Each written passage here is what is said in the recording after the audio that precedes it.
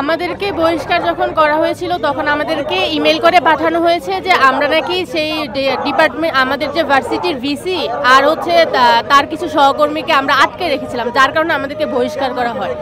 তো এই কথা বলে আমাদেরকে মেল করা হয়, কিন্তু যখন আমরা ভার্সিটিতে যাই তখন আমাদেরকে বলা হয়েছে একজন নাকি ফেসবুকে পোস্ট করেছে যার কারণে বহিষ্কার, একজন কমেন্ট করেছে যার কারণে বহিষ্কার, একজন হাতে প্লে কার্ড ছিল যার কারণে বহিষ্কার। তো এক একজনকে এক এক কারণ দেখিয়ে বসেছে, কিন্তু আমাদেরকে মেল করা হয়েছিল যে আমরা নাকি ভিসিকে আটকে রেখেছিলাম, কিন্তু তারা কিন্তু এটার কোনো প্রমাণ দিতে পারেনি। আমাদেরকে মেইলে বলা হয়েছে একটা কারণ, কিন্তু যখন আমরা ওইখানে যাই আর যাওয়ার পরে দেখিয়েছে আরেকটা কারণ। মারুফা সাদিয়া, ডিপার্টমেন্ট হচ্ছে বায়োটেকনোলজি অ্যান্ড জেনেটিক ইঞ্জিনিয়ারিং। আমাদেরকে তো ডাকানো হলো, ভার্সিটিতে গেলাম, এরপরে আমাদেরকে বহিষ্কারের কারণগুলো দেখানো হলো।